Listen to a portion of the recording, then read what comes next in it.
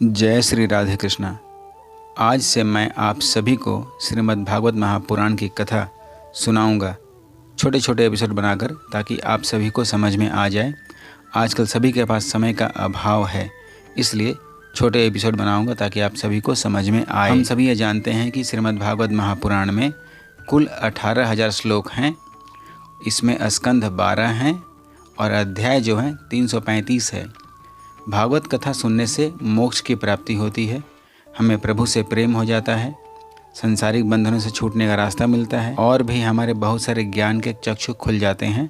भगवत कृपा होती है, धन धान्य सुख समृद्धि हमारे परिवार को मिलती है, पितरों को शांति मिलती है। कथा आरंभ करने से पहले भागवत कथा क्यों सुननी चाहिए, भागवत कथा का क्या महत्व है, इसे मैं आपको बताऊंगा। आरंभ करने से पहले इस एक छोटी सी कथा से हम शुरुआत करते हैं। एक बार नारद जी ने पूछा श्री हरि विष्णु जी से, प्रभु पृथ्वी पर सभी लोग दुखी हैं, तो आपने तो मानव को निर्मित किया है संसार को सुखी करने के लिए, तो सुखी कौन है ये कैसे पता चलेगा। तो श्री हरि विष्णु जी ने कहा, नारद जी आप जाइए पृथ्वी लोक में और पता लगा के आइए कि असल में सुखी कौन है। तो सबसे पहले नारद जी पहुँचे धरती पे। उन्होंने बहुत सारे लोगों से मिला, बातचीत किया, देखा सुना और लगा कि चारों तरफ दुखी दुखी लोग हैं। तो सबसे दुखी इंसान को उन्होंने खोजा और पता चला कि आजकल सभी लोग धन के लिए दुखी हैं। जिनके पास धन नहीं है वो महादुखी हैं, ऐसा सभी लोग समझते हैं।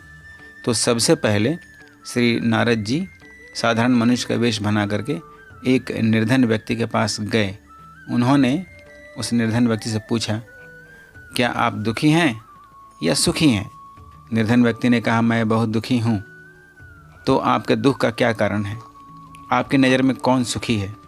निर्धन व्यक्ति ने कहा, जो धनवान है वही सुखी है, यदि मेरे पास धन होता तो मैं भी सुखी होता।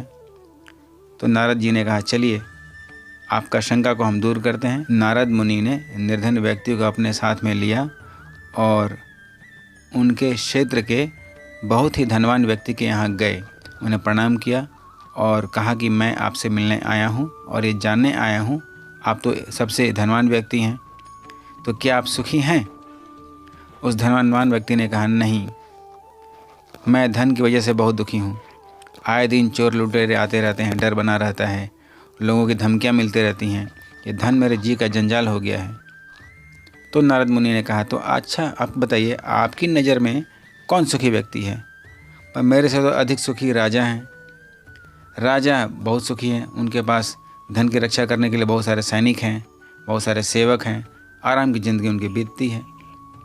तब नारद मुनि ने कहा, चलिए हम लोग राजा से मिलेंगे और पता लगाएंगे कि क्या वो सुखी हैं। सभी लोग राजा के पास गए, राजा के यहाँ मिले, प्रणाम किया और अपने आने का कारण बताया।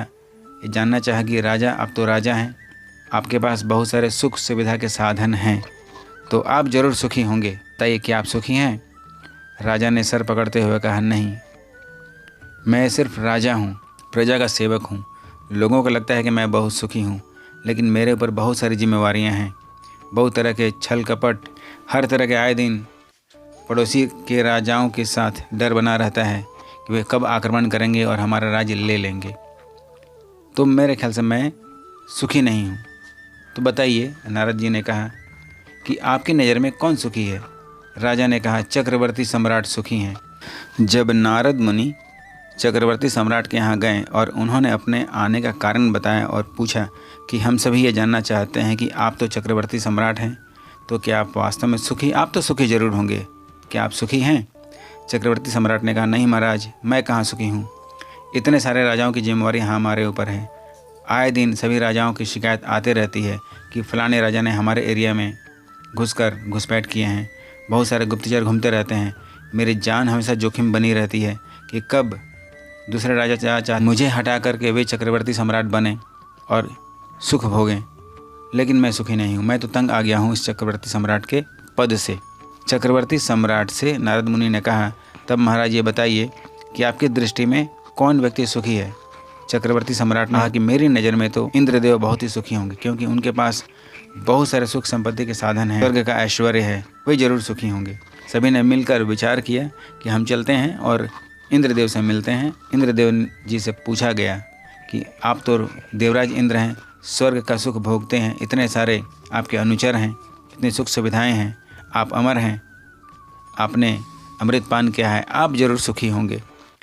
तो कृपया अपने मुख से बताइए, आप सुखी हैं? इंद्र ने कहा, अरे मैं कहाँ सुखी, सभी लोगों को लगता है कि मैं बहुत सुखी हूँ, मैं देवराज इंद्र हूँ, स्वर्ग का सुख भोगता हूँ।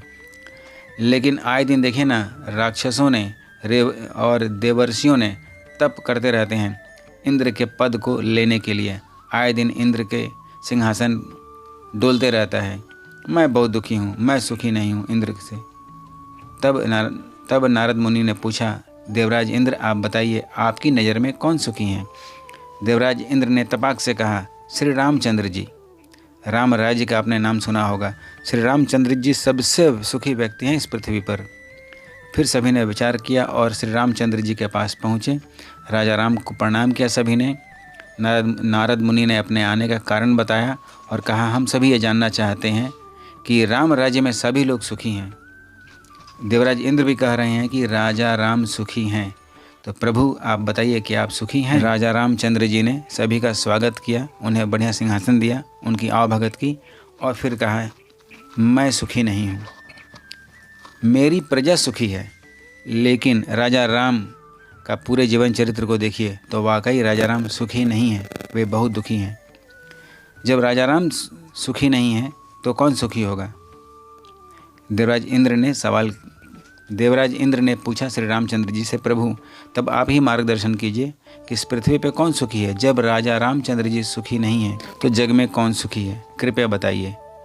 प्रभु श्री रामचंद्र जी ने कहा, मेरे दृष्टि में तो संत मुनि सुखी हैं, साधु संत सुखी हैं, उन्हें किसी चीज़ की कोई लालसा नहीं है। सब काम क्रोध लोभ मोह सारी इच्छाएं का उन्होंने अपने वश में रखा है। संसार के किसी भी आसक्ति में उनका मोह नहीं है, अतः मेरी दृष्टि में संत सुखी हैं। नारद मुनि के साथ सभी लोगों ने वन में गए, वहाँ साधु संतों से मिले, उनसे भेंट की, उनको प्रणाम किया और नारद मुनि ने कहा, मैं ये पता करने आया हूँ कि संसार में इस धरती पर सुखी कौन है? श्री रामचंद्र जी ने कहा है, साधु संत सुखी हैं, काम क्रोध लोभ मोह पर अंकुश लगा बैठे हैं, अपने वश में कर रखा, मोह पर अपने विजय प्राप्त की है, अतः आप सुखी हैं। तो कृपया बताने का कष्ट करें, हे साधु संत, क्या आप सुखी हैं? संतों ने कहा, मैं सुखी नहीं हूँ। आप सुखी नहीं हैं, फिर आपकी नज़र में कौन सुखी है? साधु संत ने बोला, हम लोग हजारों वर्षों तक तपस्या करते रहते हैं प्रभु मिलने की आशा में। प्रभु मिलेंगे नहीं मिलेंगे पता नहीं, हम उसी आशा में रहते हैं। हमने सब घर बार द्वार संसार छोड़ दिया है ताकि प्रभु मिलें, पर प्रभु कब मिलेंगे पता नहीं। फिर कौन सुखी है? हमारी साधु संतों ने कहा, हमारी दृष्टि में तो संतोष में सुख है। जो व्यक्ति संतोष में है वही सुखी है। अब देखिए कितनी बड़ी बात कह दी साधु संतों ने। जिन व्यक्तियों के पास संतोष है, संतोष से बड़ा धन कुछ नहीं है। हमारे पास जो भी सुख साधन उपलब्ध हैं, हम जिस किसी अवस्था में हैं उसी अवस्था में हमें सुख ढूंढने का प्रयास करना चाहिए। दूसरों के सुख को देखकर दुखी नहीं होना चाहिए। संत वचन सही कहा गया है, हमारे पास जो है हम उसी में प्रसन्न रहें। दूसरे को देखकर ईर्ष्या करेंगे तो क्या होगा कि हमारे पास जो वर्तमान में मौजूद है, जिससे हमें सुखी होना चाहिए, खुश होना चाहिए, संतोष होना चाहिए, वह सब हमारे दुख का कारण बन जाता है। तो हम सभी को चाहिए कि संतोष में सुख है, इस मूल मंत्र को महामंत्र बनाएं और हमारे पास जो भी सुख सुविधा का साधन है, हमारा जैसा घर है, हमारी जैसी आमदनी है, हमारा जैसा रहन सहन है, उसी में संतोष रखें, भगवान पर भरोसा रखें, भगवत की आराधना करें कि वे आपकी आने वाली सारी इच्छाएं पूरी करें। जय श्री राधे राधे।